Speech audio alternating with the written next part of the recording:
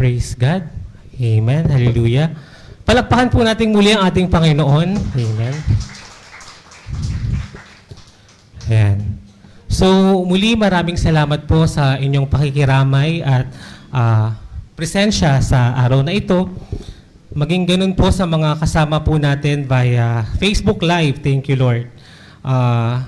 Thank you for joining us and watching us.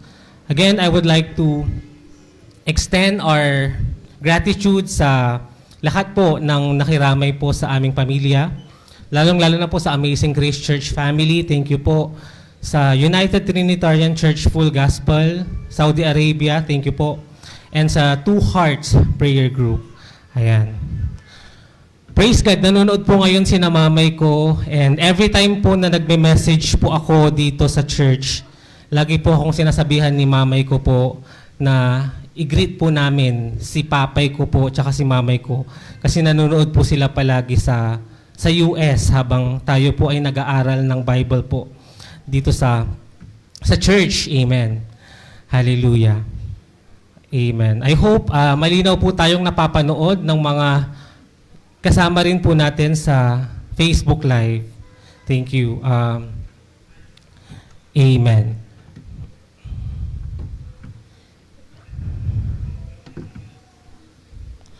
Praise the Lord. Bago po ako magbigay ng mensahe ng ating Panginoon, gusto ko lang pong magbigay ng aking short na memories kay papay ko po. Hallelujah. Dahil ma-exempt na po ako mamaya sa pagbibigay ng eulogy. Mauuna na po ako ngayon. Unang-una, nagpapasalamat kami sa iyo, Papay. Thank you so much sa buhay mo. Dahil kung wala ka, ay wala kaming mga siyam na anak mo ngayon dito na nagkakaisa ngayon para pangaralan ka at dakilain ka sa nagawa mo sa aming mga anak mo, sa aming pamilya, sa ating pamilya. Amen. Praise God, kasi si papay ko po ay kahit tahimik po siya, siya po ang isa sa mga klase ng tao na hindi man niya binibigkas or sinasambit ang pagmamalasakit niya or pag-ibig niya sa ibang tao. Subalit, ginagawa niya ito sa pamamagitan po ng action. Amen. Kaya nga, sabi po ng kapatid po namin kanina sa kanyang eulogy, he is a man of few words, but a man of action. Amen. So, praise God. Hallelujah. Si papay ko po, yung pagkamatay niya po ay hindi po namin inaasahan. Para po sa kaalaman po ng lahat, siya po ay namatay dahil sa COVID. Amen. Nagka-COVID po si papay po namin. At dahil nga po sa comorbidities niya ay nagkaroon po ito ng effect or epekto sa kanyang kalusugan. So, nung mga nakaaraang linggo po ay nagkalagnat po si papay ko, nagka-fever po siya at nag-positive po siya sa COVID. At we thought ito lang po ay simpleng lagnat na kakayanin naman niya din pong gumaling dahil ilang beses na rin pong na-COVID sina mamay ko, sina An at gumaling naman po sila. Subalit, sa hindi inaasahang pagkakataon nga po ay hindi po namin alam na ito na po pala ang magiging dulot ng mga huling sandali niya po dito sa lupa. Subalit, hindi namin sinisisi ang Diyos dahil naniniwala kami na mas matalino, mas magaling at mas maganda ang plano ng Diyos sa ating mga buhay. At naniniwala kami na nagkaroon na po ng miracle sa buhay ni papay ko po. Dahil noong taong 2019, sa mga hindi po nakakaalam, si papay ko po ay na-stroke na din po, na-confine at tumain na po siya ng dugo at nagsuka na nga rin po ng dugo noong taong iyon, 2019. At akala po namin talaga ay yun na po, yung huling sandali niya sa mundo nung itinakbo siya ng ospital. Subalit mapalad po ang aming pamilya dahil binigyan po kami ng Panginoon ng 2019, 2020, 2021, 2022, 2023 up until this year, 2024, na nakasama po namin si papay ko. Nagpapasalamat kami sa Panginoon dahil inalaw niya na makasama namin siya ng sunod-sunod na taon after ng pandemic. Nakapagbakasyon sila ng 22, 23, at ngayong taong 24 ay nandito lang po sila noong January. At mapalad kaming tunay dahil bago po siya sumakabilang buhay ay nakasama po namin sila ni mamay ko nitong Christmas, nung nakaraang Pasko at nitong bagong taon at maging nung birthday ni mamay ko nung January. Subalit hindi talaga namin inaasahan na yun na yung kahuli-huli ang sandali ng aming tatay sa mundong ito. Tunay nga po na ang buhay ay very unpredictable. Amen? Ang buhay ay hindi natin alam kung kailan po tayo kukunin ng ating Panginoon at kailan po ang ating mga magiging huling sandali sa mundong ito. Subalit, sabi po sa mensahe ng ating Panginoon, Jesus saves soul. Pakisabi nga po yun, Jesus saves soul. Sa Tagalog, ay nagliligtas ng kaluluwa ang ating Panginoong Jesus. Amen. Naniniwala po ba kayo na tunay na nagliligtas ng mga kaluluwa o ng soul ng ating buhay, ng ating katawan, ang ating Panginoong Jesus? Amen. Gaya po ng nabanggit ko kanina, life does not end here on earth. Amen? Life does not end here on earth. Ang buhay po ay hindi nagtatapos dito sa mundo. Amen? Kaya sabihin mo sa katabi mo, mapalad ka kapatid dahil buhay ka pa. Pakisabi nga sa kanya, masaya ako na abilay ka ni. Masaya. Totoo ba? Masaya kayo na buhay pa yung mga katabi nyo? Amen? Praise God. Palapakan natin ang ating Panginoon. Alam ko po na ang bawat isa ay masaya po na katabi nyo at buhay pa at humihinga yung inyong mga katabi. Amen? Kaya sabihin nyo na sa kanya ngayon, mahal kita kapatid. I love you, brother. I love you, sister. Sabihin nyo na ngayon kasi hindi nyo alam, baka bukas hindi nyo na masabi. I love you, brother. I love you, sister. Amen. Alam niyo po, kaya ko po ito sinasabi. Kasi yung last moment po ni Papay po namin, for the first time, narinig ko po sa kanya na sinabihan niya ako ng, I love you too. Amen.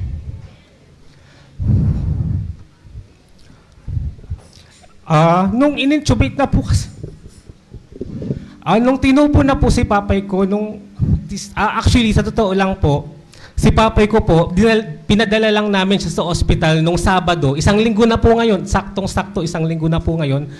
Pinadala lang po namin siya sa ospital para po magpa-check up. Kasi nga po, parang 3 days na po siyang tinatrangkaso at makulit, ayaw niya pong magpa-confine. Hanggang kaya niya pa pong tiisin yung nararamdaman niya, mag-i-stay yan sa bahay, hindi siya magpapa-confine. Up until last Saturday, napilit po siya ng doktora namin, si Doktora Princess, nung nag-uusap po sila na, Pai, Lolo, magpa-check up na po kayo para at least alam namin yung kondisyon nyo. So si Papay ko, praise God, kasi nakinig siya sa mga apo niya, kasi malambing po yan sa mga apo niya. Sa totoo lang, mas malambing siya kaysa sa mga anak niya. Mas malambing siya sa mga apo niya. And then, nakinig po siya kasi yung mga apo niya na po yung nagsabi na magpa-confine siya. So, exactly last Saturday natin sa Philippines, tinakbo po namin si Papay sa ospital. In fact, pumunta pa nga kami ng birthday ni Cyril, Uncle Trades, kasi birthday ni Cyril nung Sabado, nasa resort po kami. At naka-group call ko po kami na pinapanood po namin yung nangyayari mismo sa ospital. Bago po kami lumabas at pumunta sa birthday po na yon, nag-pray po kami together with Papay. Medyo consistent po kasi akong nasa seminar ngayong buwan na ito. Nasa Cebu po ako, nasa Manila po. At kaya hindi ko po madalas na makausap si Papay kasi nga po medyo busy po. Pero praise God, kasi nung nakaraang Sabado po, nakapag-lead po tayo ng prayer po sa kanya. At doon na po namin ikinlaim na, Lord, naniniwala kami na gagaling pa si Papay ko. Kiniklaim na namin na lalabas din siya sa ospital ngayong araw na to at makakabalik pa siya ng Philippines at isi-celebrate pa yung kanyang kaarawan sa Philippines next year, Kasi ang plano po namin, uuwi naman po siya next year this August para mag-celebrate ng kanyang 75th birthday. Kasi 74 po ngayon si papay ko. And next year, 75 na po siya. So ang plano po naming magkakapatid, siya naman po ang magkakaroon ng birthday celebration sa Philippines. Kasi last year si mamay ko po this year lang, nung January, si mamay ko po ang nag-birthday. Salamat po sa mga nakapunta. Kaya po si mamay ko, masaya siya dahil nagka-reunion siya sa mga kapatid niya, sa mga kamag-anak niya nung birthday niya nung January 24. At ganun po yung plano namin na gagawin po namin next year pag uwi nila ng Philippines. Kasi nga isasakto namin siya ng August kasi marami po sa kaming family ang birthday po nila ng August. Si Sister Josefina, tapos yung isa pa pong apo ni papay ko, si Noel Jr. So, kinlaim po namin na gagaling po ang tatay namin. Kaya, kahit na nandun po ako sa birthday party nung Sabado, confident po ako kasi sinuko ko na po sa Diyos ang buhay ng papa ko at alam ko po na mas matalino, mas magaling po ang Diyos at mas maganda po yung plano niya kaysa sa atin. Subalit, nung mismong araw na yon, although ang gusto natin ay gumaling siya at makalabas siya ng ospital, hindi po ganon ang naging sagot ng Diyos. Tama? At ang normal po na kaisipan natin kapag ganon po na hindi tinutupad o sinasagot ng Diyos yung panalangin natin, unfortunately, tayo po ay nagagalit sa Kanya. Amen? Unfortunately, tayo po ay nagtatampo sa Diyos natin kung bakit kinuha ng maaga yung kapatid natin, magulang natin. Subalit, praise God dahil sa pag-aaral po natin ng Biblia ay lumalim po yung ating pananampalataya sa Diyos na naniniwala kami na hindi dapat maapektuhan yung aming paglilingkod sa Diyos dahil sa mga ganitong klaseng pagsubok. Amen. In fact, up until now, hindi ko po kaya napalitan yung profile picture ko ng kandila. Amen. Kasi di ba pag sa Facebook, pag namamatayan yung kandila or yung black ang ginagawang profile pic, kasi alam nyo noon nung nauso yun sa Facebook, natatakot ako na one day gagawin ko yun. At di ba normally ginagawa natin yun kapag kapatid, tito, uncle, magulang. Never kong imagine na darating ako sa punto na yung mismong immediate family member ko ay mamamatay at kailangan gawin yon. In other words, nandoon pa po kami sa punto ng buhay namin na we are still in denial sa pagkawala po ng aming ama. Amen. However, ang sabi po kasi sa Biblia at ang sabi po ng banal na aklat, our body should die so that our soul can go to heaven. Amen? Sa Tagalog po, sinasabi po kasi na kailangang mamatay ng ating katawang lupa, ang flesh po na ito, upang ang ating kaluluwa na nasa loob ng katawang ito ay makalaya at makalabas sa katawang ito. Naiintindihan niyo po yon? Ulitin ko po, ang body po natin, ang human flesh po natin na nakahawakan natin ngayon, hawakan nyo nga yung katabi nyo. Hawakan nyo siya kung humihinga pa siya or may, malamig po ba siya? Pinagpapawisan, kamusta po yung katabi nyo? Okay naman. Mainit. Mas maganda kapag mainit kasi buhay pa yan. Kapag malamig yan, matakot na po kayo. kasi baka akala nyo, buhay pa pero bangkay na pala, pinantukaman yung kahawak-hawak nyo dyan. So, yan, yung hinahawakan nyo po ngayon na katawan, hawakan nyo na lang po yung body part ninyo. Yan po yung tinatawag nating physical body or yung human flesh. At ang katawan po na yan ay kailangan pong mamatay upang yung kaluluwa na nasa loob ng katawan na yan ay makalaya at pumunta sa langit. Amen? Amen. Our body should die so our soul can go to heaven. Why? Because the Bible also tells us that our body is composed of 3 components or 3 elements. Sa Bible, sinasabi po na ang katawan po natin ay binubuo, number 1, ng flesh, or yung sinasabi po ng body, yung laman. Pangalawa po, soul, yung kaluluwa po. At ang pangatlo po ay ang Espiritu ng Diyos na ibibigay niya sa mga taong tatanggap sa kanyang anak na si Jesus bilang kanilang Panginoon at tagapagligtas. Amen. So, again, ano po yung composition ng ating body? Number 1 is body. Pangalawa is soul. And number 3 is the spirit. Amen. Okay, so yan po ang components ng ating katawan. Subalit, ang kaluluwa po na yan, ano ulit yung parte or parts ng katawan ng tao? Number 1, body, soul, and spirit. Subalit, ang kaluluwa na yan, kapag ito po ay nahiwalay sa ating katawan, ay mayroon po itong dalawang lugar na pwedeng puntahan. Amen? Ulitin ko po, ang kaluluwa natin, kapag namatay ayon sa Biblia, ewan ko kung nagbabasa kayo ng Biblia at naniniwala kayo sa Biblia, dahil sinasabi ng Biblia na ang katawan, ang flesh pag namatay, ang kaluluwa nito ay mayroon lamang pong dalawang lugar na pwedeng puntahan. Amen? Kaya ang first point po natin kanina, sinabi natin, life does not end here on earth. Amen? Huwag niyong kalilimutan yung first point natin dahil sinabi natin na hindi nagtatapos ang buhay ng tao sa mundong ito. In other words, sinasabi ng Biblia na mayroon pang next chapter or na mangyayari sa kaluluwa natin kung ito ay hihiwalay na sa ating katawan. Malinaw po. At ang una na posibilidad na pwede niyang puntahan ay ang heaven or ang langit. At ang pangalawa na maaari nitong puntahan ay ang hell or impyerno. Amen. Kaya sinasabi ko po sa inyo, dahil ito po ang katotohanan na sinasabi po ng Biblia na mayroon pong hell or impyerno. Amen. Nung una po, bago po ako maging Kristiyano at nag-aaral po ng Biblia, hindi po ako naniniwala na may impyerno. Amen. In fact, ang paniniwala ko noon, ang mundong ito ay ang impyerno na at ang tao pag namatay ay automatic sa langit na napupunta.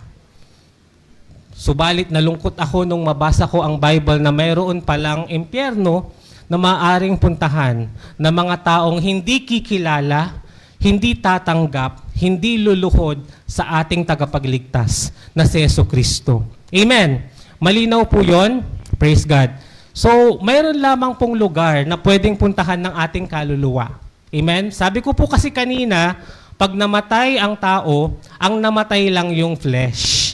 Pero yung soul, hihiwalay na siya sa flesh. Subalit, ang kaluluwang ito ay may dalawa lang na pwede siyang puntahan. Ang langit at ang impyerno. So, yun po yung sinasabi natin that life here on earth does not end dito po sa lupa. Ito po ang katotohanan sa Biblia na nagpapatotoo na mayroong langit. Okay, sabi po sa Hebrews chapter 13, verse 14. For this world, ang mundong ito is not our home, for we are looking forward to our everlasting home in heaven. Amen? Bible po ang nagsabi na ang mundong ito ay ang hindi po natin final destination dahil mayroon pa pong inihanda na tinatawag po na langit ang Diyos para sa ating mga tatanggap sa kanyang anak na si Jesucristo. Amen. Amen. Praise God. Subalit, sabi din po sa 2 Corinthians chapter 5 verse 1, we have a building from God, an eternal house in heaven, not built by human hands. Mayroon daw pong inihandang tahanan ang Diyos sa atin sa langit na hindi po ginawa ng tao. Amen?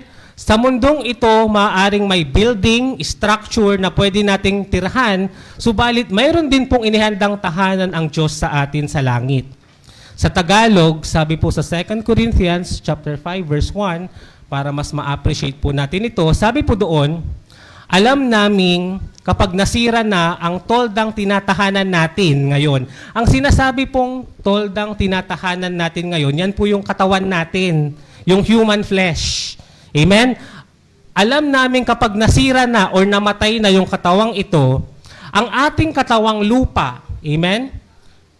Kami ay may tahanan sa langit na hindi kailanman masisira. Isang tahanang ginawa ng Diyos at hindi ng tao. Okay? Hindi ko po ito iniimbento at hindi ko po ito opinyon, hindi ko po ito sinasabi na nanggaling sa akin. Binabasa ko lamang po sa inyo ang sinabi po sa Bible na may inihandang langit or heaven ang Diyos na tahanan natin kung tayo ay mamamatay. At tumanggap tayo sa ating Panginoon. That's the good news. Malinaw po yun. Lahat ng mga nakakasunod pa ay magsabi ng Amen. Amen.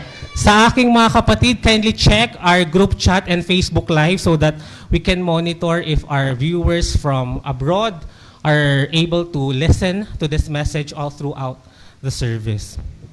Amen. So that's the good news. However, mayroon din pong bad news sa Bible na totoo po ang impyerno. At ito po ang babala.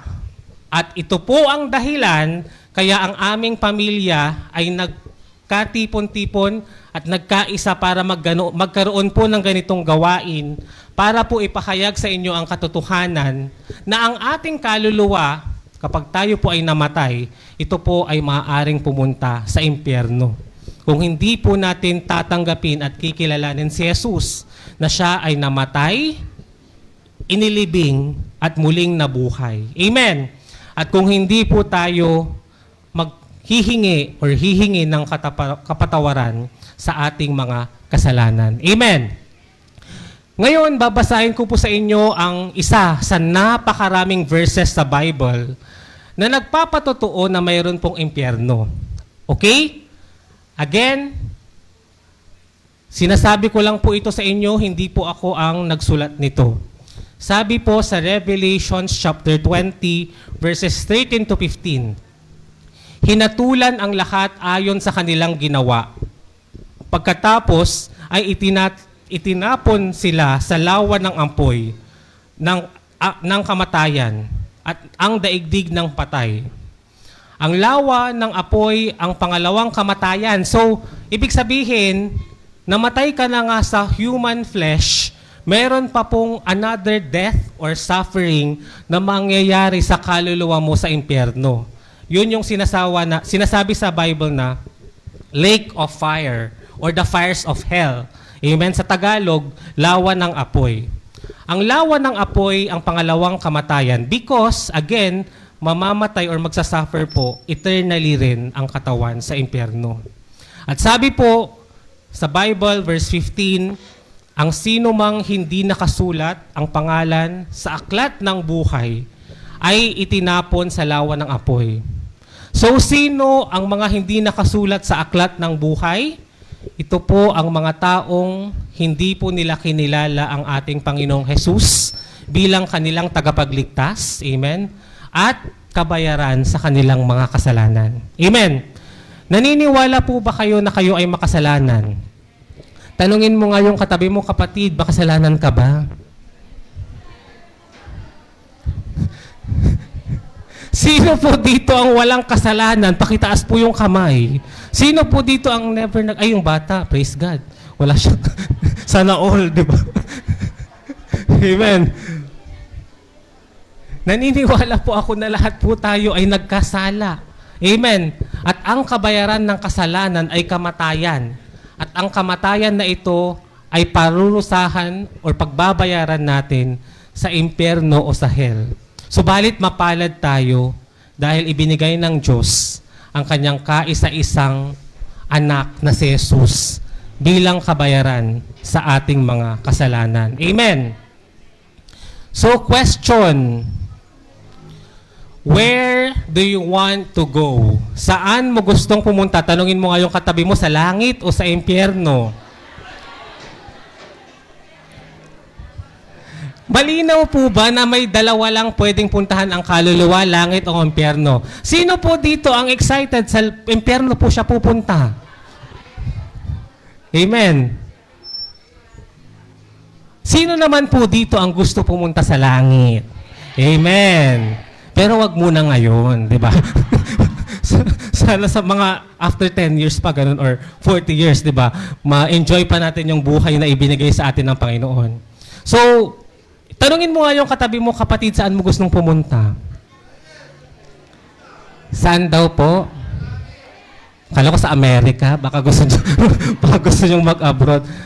Gusto po daw niya sa langit. So, ang tanungin mo yung katabi mo, paano ngayon tayo pupunta sa langit?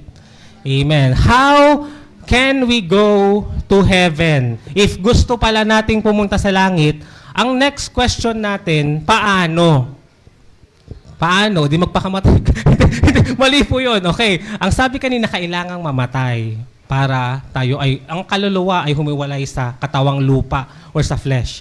Subalit, mayroon po tayong kailangang gawin at pagdesisyonan habang tayo ay nabubuhay para tayo ay pumunta sa langit. Amen? Ulitin ko po. Mayroon po tayong kailangang gawin, sabihin, ideklara sa ating mga bibig na tayo po or kailangan natin gawin para tayo po ay pumunta sa langit. Amen? Kailangan po nating tanggapin ang ating Panginoong Jesus sa ating buhay bilang ating tagapagligtas. Malinaw po ba yon? Amen. At ang desisyong ito na gusto mong tanggapin ng ating Panginoong Jesus ay maaari mo lamang gawin habang ikaw ay nabubuhay. Malinaw, habang tayo ay humihinga, habang tayo ay mayroon pang katawang lupa. Amen. Dahil hindi mo na yan magagawa kung namatay ka at kaluluwa ka na lang. Amen? Hindi mo yan magagawa kung ikaw ay kaluluwa na lang. Dahil ang sabi po sa Bible, Hebrews 9:27, "For as man is destined to die once, and after that, to face his judgment." Amen? Sapagkat ang tao ay minsan lamang mamamatay. At pagkatapos nun ay huhusgahan at aalamin kung tunay nga pong tinanggap niya ang ating Panginoong Jesus. Amen? Kaya tanungin mo nga yung katabi mo ngayon, kapatid, tinanggap mo na ba si Jesus bilang iyong Panginoon at tagapagligtas? Pakilakas nga po, baka nahihiya siya kasi hindi dapat natin pinakahiya yung ating pagtanggap sa ating Panginoong Jesus. Amen? Kasi kailangan po ng public declaration. Kaya sabi mamaya sa Romans 10:9, if you confess with your mouth that Jesus is your Lord and Savior, you will be saved. Amen? Kung idideklara mo sa iyong labi na si Jesus ay kailangan mo at tinatanggap mo bilang iyong tagapagligtas, ikaw ay maliligtas. Amen? Subalit kaakibat nito ay kailangan din po natin ang paghingi ng ating mga kasalanan. Amen? Kailangan po nating i-acknowledge or aminin na tayo po ay makasalanan, nagkasala, at kailangan ng magbabayad ng kasalanan na yon para sa atin. Amen. So how to go to heaven? We have to ask for forgiveness of our sins and accept Jesus as our personal Lord and Savior. And again, sinasabi ko po ito dahil ang desisyon ninyo na para tanggapin si Jesus ay maaari nyo lang pong gawin habang kayo po ay humihinga. Amen? Kaya nga, alam niyo po sa mga ganitong pagtitipon, kung mayroon man pong pinaka-importanting mga tao ngayon, para sa akin, hindi po yun yung namatay. Dahil tapos na po yung pagkakataon niya, pag-asa niya na tanggapin si Jesus. Kung mayroon man pong mahalaga na nandirito ngayon, walang iba po yun kundi kayo po. Amen? Kaya minabuti lang po talaga ng aming pamilya na imbitahan po kayo para ipahayag po ang katotohanan ito na galing po sa Biblia. Dahil nakakalungkot, dahil kahit na tayo po ay Christian country, hindi po lahat ay naniniwala na may impyerno at hindi po nila alam na may mga kaluluwang napupunta po doon. Amen. Amen. Praise God. Thank you, Lord. Ayan, kaya sabi po sa Romans 10:19, if you confess with your mouth that Jesus is Lord and that God raised Him from the dead, you will be saved. Amen. Kapag idideklara ng iyong bibig na si Jesus ay Diyos or anak ng Diyos at siya ay ipinanganak muling binuhay mula sa kamatayan, kapag naniniwala po tayo that indeed, God, our Savior Jesus Christ, resurrected from the dead, we will be saved. Amen. So again, paano po ba tayo maliligtas? Sabi po sa Romans 10:9, kung ipapahayag ng iyong bibig na si Jesus ay Panginoon at buong puso kang sasampalataya na siya ay muling binuhay ng Diyos, maliligtas ka. Amen? Bakit po? Dahil hindi po lahat ng tao ay naniniwala na ang Panginoong Jesus ay muling nabuhay. Amen?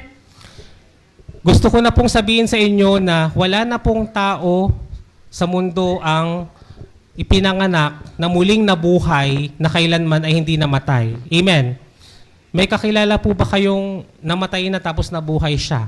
May kakilala po ba kayong ganun, yung mga na-revive na nabuhay? Meron ba? Possible meron. Pero ang tanong, mamamatay ba siya ulit? Mamamatay, amen. Yung mga nare-revive na yan na naibalik yung kanilang pulse rate or hininga, kahit sinabi mong muli silang binuhay or nabuhay, mamamatay pa rin yan. Subalit ang Panginoong Jesus, nung siya ay muling nabuhay, hindi na po siya kailanman mamamatay. Kung kaya tayong mga maniniwala sa Kanya na ganun ang nangyari sa Kanya, ay magiging parte po tayo nung Kanyang muling pagkabuhay. Amen. At ng Kanyang pangako na tayo rin ay bibigyan niya ng buhay na walang hanggan. Kaya sabi po sa Acts chapter 2 verse 38, paano tayo maliligtas? Number 1, tanggapin si Jesus. And number 2, pagsisihan ang ating mga kasalanan. Sabi po, pagsisihan ninyo, talikuran ang inyong mga kasalanan at magpabautismo kayo sa pangalan ni Jesus upang kayo'y patawarin at tanggapin ninyo ang kaloob na Espiritu Santo. Ang Espiritu Santo po na ito yung tinatawag po na Spirit, yung pangatlo pong part ng body ng tao. Ano ulit yung parte ng katawan ng tao? Body, soul, and spirit. Ang may mga spirit lang po ay ang mga tumanggap sa ating Panginoong Jesus. Amen? Dahil ang spirito po na yon na ibinigay ng Diyos na nasa atin, ang magdadala po sa ating kaluluwa sa langit upang hindi po tayo parusahan sa impyerno. Amen? Dahil kung wala ang spirito ng Diyos na yon na ibinigay niya sa atin, wala po tayong opportunity or tsansa na makapunta po sa langit at magkaroon din doon ng buhay na walang hanggan. Amen! That's why, let me just emphasize that we have to believe in the death, burial, and resurrection of Jesus Christ. Amen? Kailangan nating maniwala na siya ay pinanganak sa lupa, namatay, inilibing, at muling nabuhay. Amen? Bakit po? Dahil maniwala po kayo sa hindi po lahat ng tao ay naniniwala na muling nabuhay ang ating Panginoong Jesus. Dahil napagtagumpayan niya po ang kasalanan sa mundong ito. Dahil siya lang po ang nabuhay sa mundo na kailanman po ay hindi nagkasala. Amen? Kailanman ay hindi nagkasala, kaya mayroon po siyang karapatan na pagbayaran ang ating kasalanan. Amen? At muli, gusto ko pong lamang ipaalala na ang desisyon ninyo na tanggapin si Jesus at magsisi kayo sa inyong kasalanan ay maaari nyo lang gawin habang kayo ay nabubuhay. Bakit? Dahil sabi po sa Hebrews 9:27, just as man is destined to die once, minsan lamang po tayong mamamatay. Then after that, to face His judgment. So kapag tayo po ay namatay at nawala na po ang ating kaluluwa, doon mo lang malalaman na mayroon palang impyerno at langit. Amen? In other words, pag tayo po ay nalagutan na ng hininga at kaluluwa na lang po, doon natin re-realize ang sinasabi ng Biblia na totoo palang may langit at impyerno. Subalit ang nakakalungkot, wala na po tayong pag-asa na tanggapin si Jesus dahil nga po ang opportunity na tanggapin po siya ay dapat or maaari lamang natin gawin ngayon habang tayo ay buhay pa. Amen. So nakikita niyo po ba yung punto namin kung bakit nais po namin na mag-gather ngayon? Dahil ayaw po namin na tayo po ay mamatay, na hindi po natin kinikilala o tinatanggap ang ating Panginoong Jesus bago tayo mamatay. Amen. So last question. Do you want to accept Jesus now? Tanungin nyo nga yung katabi nyo. Gusto nyo bang tanggapin si Jesus ngayon? Kasi baka ayaw niya, baka bukas pa daw. Or baka mamayang gabi, kung sakali man na sabi niya, attorney, pag-isipan ko muna yung sinasabi mo kasi parang di pa ako naniniwala na may impyerno, gano'n. Pag-pray muna ako, gano'n. So, binibigyan po tayo ng chance habang tayo po humihinga. Subalit, pinatawag po namin kayo ngayon dahil sinasabi po namin sa inyo ang maganda at hindi magandang balitang ito. Subalit, praise God, dahil buhay pa tayo at may pag-asa pa tayo ngayon na tanggapin siya bilang ating Panginoon at tagapagligtas. So, sino po dito ang gustong tanggapin ngayon din ng ating Panginoong Jesus bilang kanyang Panginoon at tagapagligtas? Para kapag piranto ka man, paglabas niya dito, maaksidente siya, alam na natin sa langit siya mapupunta. Amen! At para kapag ibuburol siya, alam natin, praise God, nasa langit siya. Amen! Alam niyo po, personally ako, I can assure myself that Papa is in heaven. Ilang beses na po namin itong in-explain sa kanya at sometimes hindi siya magsasalita, sabihin niya lang ganon. Pero nung last breath niya na inulit namin ito sa kanya at pinatanggap namin sa kanya si Jesus, alam niyo po, sinabi niya po, Amen. Amen, sabi niya. Kaya naiyak po ako noon kasi after ko po ulit sabihin sa kanya itong sinasabi ko sa inyo, sabi ko, Papa, I love you. Sabi ko sa kanya, I love you. Tapos sabi niya, I love you too. Kaya naiiyak po ako. Parang tumaas po yung balahibo ko po nung time na yun kasi hindi naman po siya ganun na magre-respond siya ng I love you too. Si papay ko po kapag sweet ka sa kanya or mag-I love you ka sa kanya, ang sasabihin niya, okay, ganun po siya. Hindi po siya mag-I love you too. Pero nung huling hininga niya nga po, nung nag-I love you na po ako sa kanya, sabi niya po, I love you too. Kaya praise God, kasi doon ko po nakita yung tunay na pag-surrender niya. Amen? Doon ko po nakita yung pagbaba niya ng pride niya na wala na siyang magagawa sa mga moment na yon kundi tanggapin na lamang si Jesus. Amen? In fact, kaya po ako naiiyak kasi feeling ko itong si Papay, yung pagtanggap niya kay Jesus, yung last minute na. Alam niyo yung, for example, yung sasakay kayo ng bus, tapos sasakay kayo kapag punuan na gano'n, yung aalis na yung bus, tsaka ka palang tatanggap kay Jesus. Yung gano'n, kaya alam niyo po, nung una, nung hindi ko matanggap na namatay na si Papay, iyak po ako ng iyak habang naliligo, hindi po ako makapaniwala.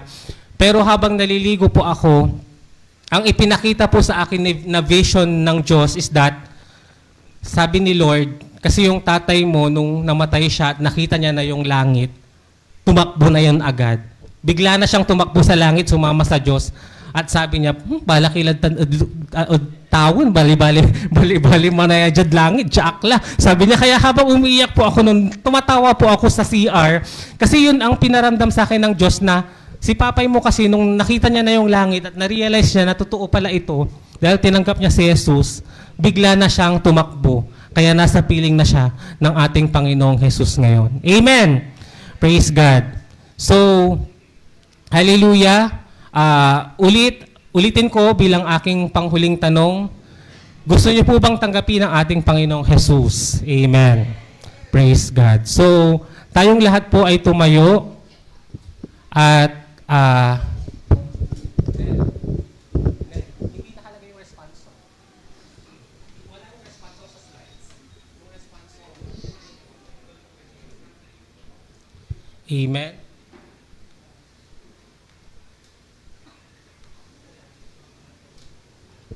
Praise God. So, lights off po tayo ngayon.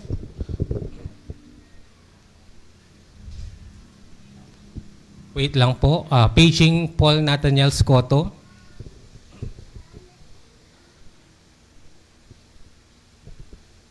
Hallelujah.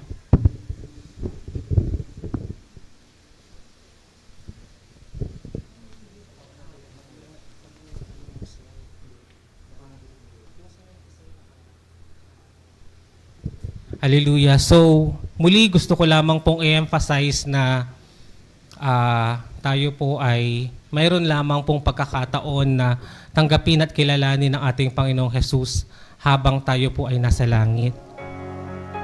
Praise God. So, kung nais nyo pong tanggapin ang ating Panginoong Jesus, kayo po ay sumunod sa aking panalangin. Panginoong Jesus, maraming salamat sa buhay na ipinagkaloob mo po sa amin. Maraming salamat dahil nalaman namin ngayon na totoo palang may impyerno. Pero ayaw naming pumunta doon, Panginoon. Gusto po namin na makasama ka namin sa langit.